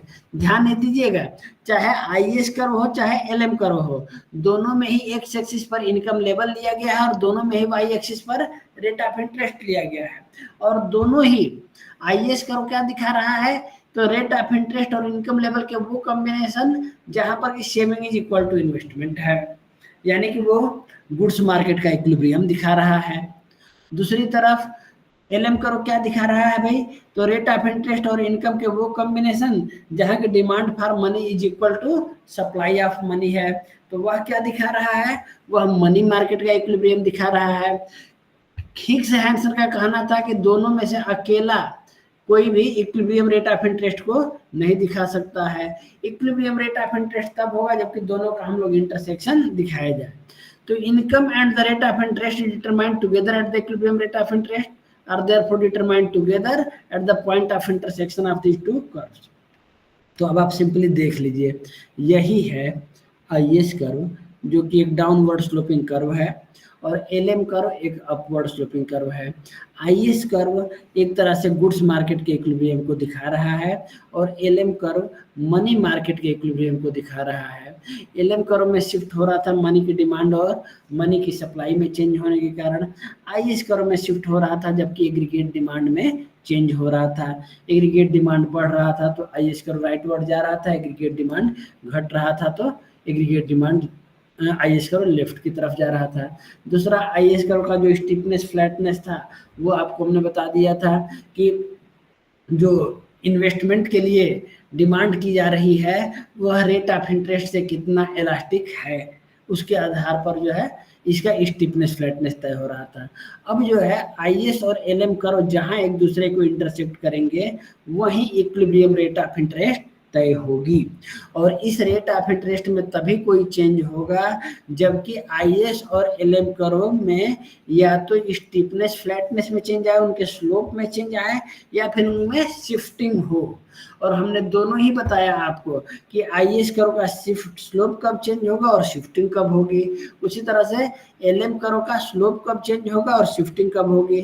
तो जहां इनमें से कोई भी फैक्टर कोई भी चेंज हो, LM कर्व थोड़ा फ्लैटर हो जाए, थोड़ा स्टीपर हो जाए, थोड़ा राइट वर्ड शिफ्ट हो जाए, थोड़ा लेफ्ट वर्ड शिफ्ट हो जाए, उसी तरह से IS कर्व में भी चारों में से कुछ भी हो, लेफ्ट राइट अपवर्ड या डाउनवर्ड कुछ भी शिफ्टिंग हो, तो अब जो है कि IS में शिफ्ट होगा और accordingly equilibrium rate of interest में चेंज होगा। उसी चीज को यहाँ पर दिखाया गया है।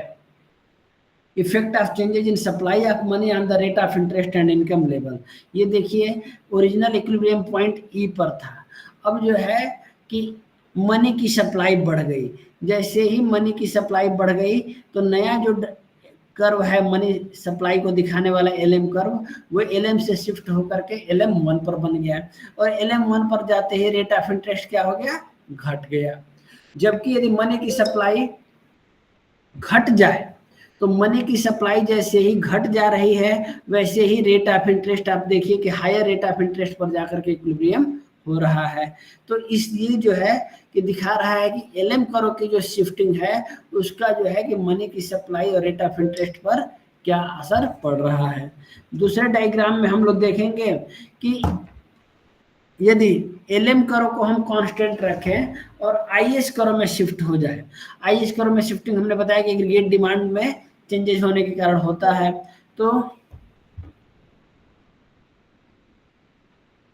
अब जो है कि यदि IS कर्व राइटवर्ड देखिए शिफ्ट हो रही है, तो IS कर्व जब राइटवर्ड शिफ्ट हो रही है तो हायर रेट ऑफ इंटरेस्ट और हायर लेवल ऑफ इनकम पर जाके इक्विलिब्रियम हो रहा है, और IS कर्व जब लेफ्टवर्ड शिफ्ट हो रही है तो लोअर रेट ऑफ इंटरेस्ट और लोअर लेवल ऑफ इनकम पर इक्विलिब्रियम हो रहा है।